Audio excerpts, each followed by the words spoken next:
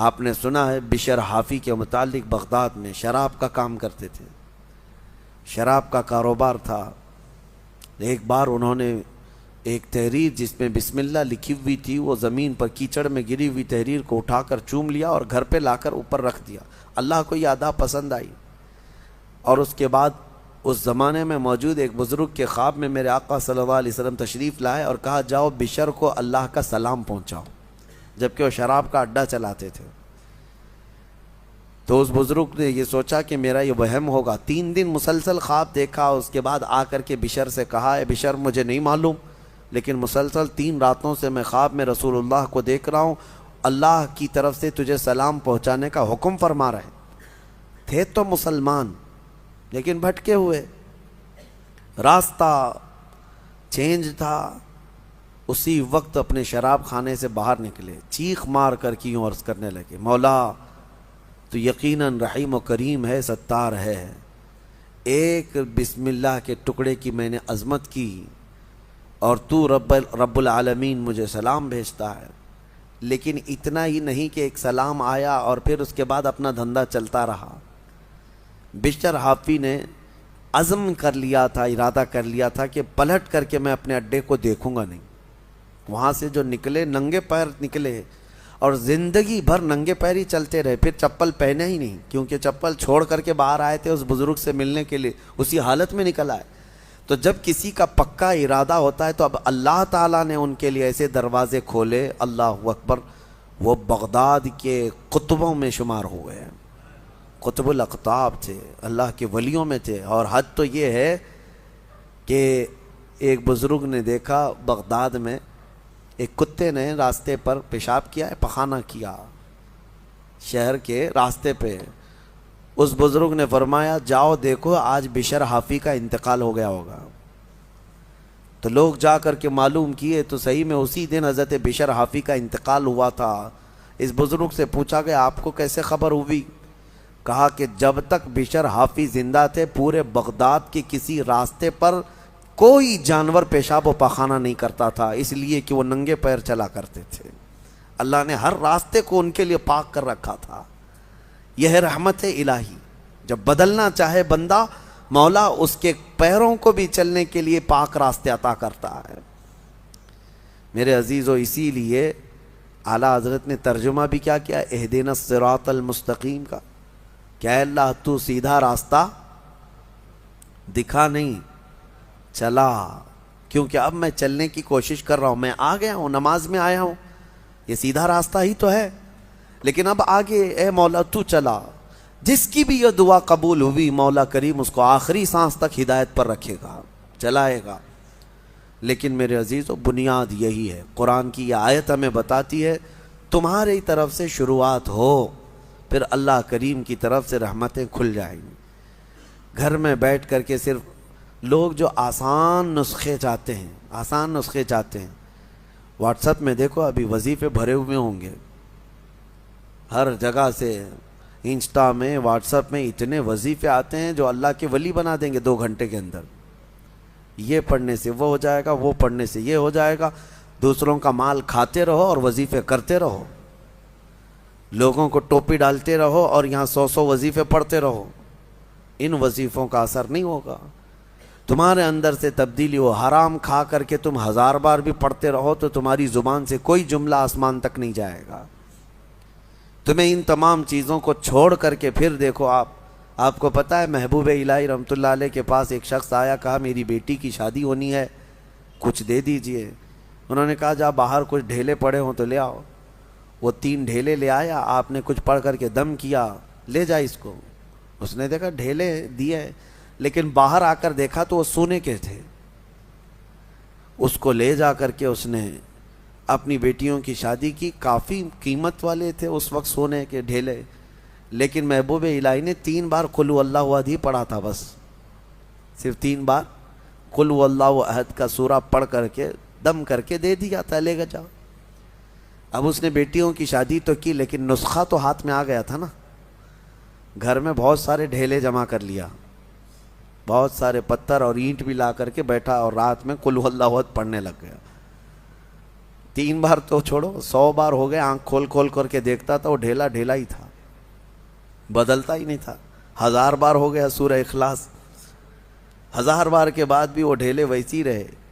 وہ دوسرے دن اٹھ کر کے آیا، سوچا کہ پتہ نہیں اور کیا پڑھے تھے، پوچھا محبوب الہی سے کہ آپ کیا پڑھ کر کے مجھے دیے تھے؟ کہا 3 بار قل هو اللہ احد کا سورہ پڑھ کے دیا تھا۔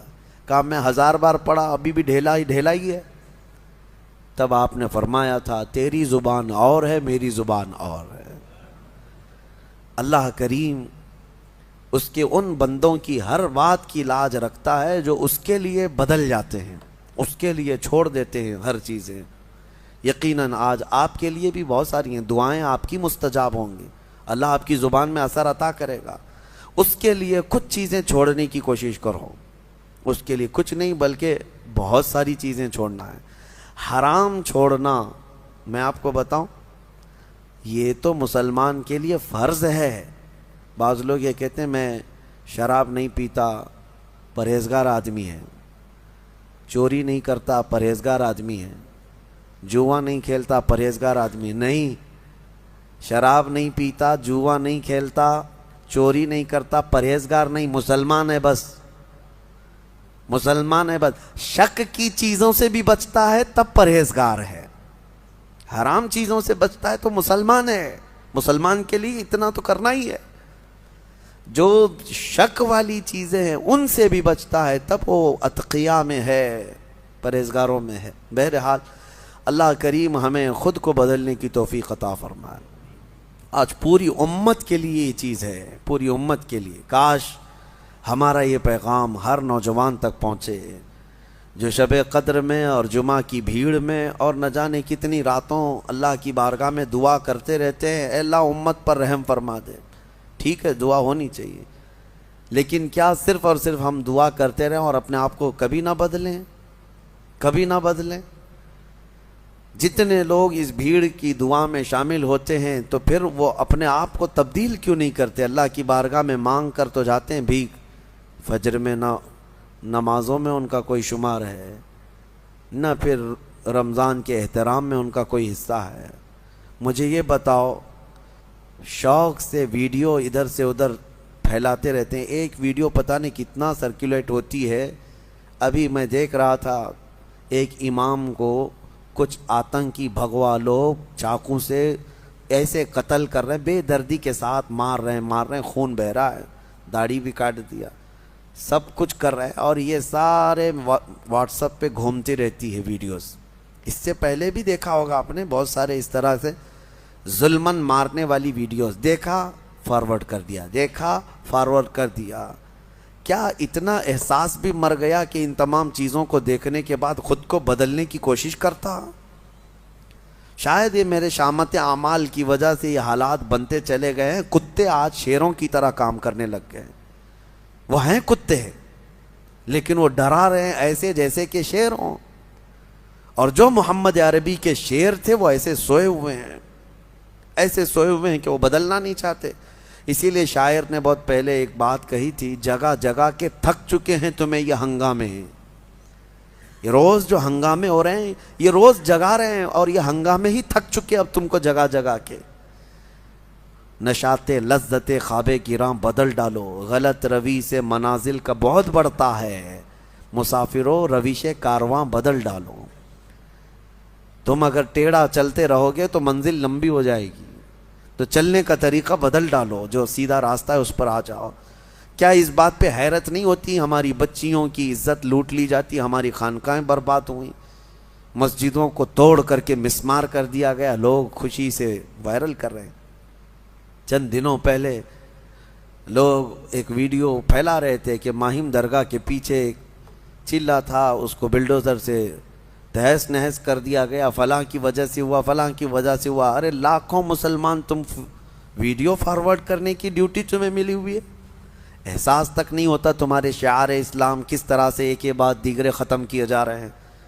کسی مینار کو گرا کر کے کچھ بھگوے اس پر آتنکی جھنڈے لگائے، اور کسی بھی طرح سے تمہارا استحصال ہو رہا ہو، بچے مارے جا رہے ہیں۔ آن دا اسپاٹ شوٹ کیا گیا نوجوانوں کو، 16 سال کے بچے، ہم جھارکھنڈ میں جا کر کے دیکھ کے آئے، ان کو پوچھنے والا کوئی نہیں۔ آپ کو پتا ہے چند دنوں پہلے ایک راجستھان میں ادے پور میں قتل ہوا تھا، مرڈر ہوا تھا، پوری میڈیا لگی ہوئی تھی اس کے، کیوں؟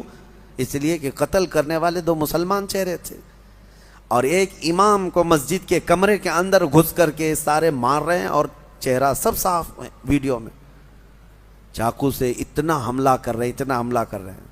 بتاؤ ان کو کون بتاتا ہے، کون سی میڈیا؟ اس کی وجہ یہی ہے کہ انہیں پتا ہے کہ یہ مسلمان ابھی کچھ نہیں کرنے والے۔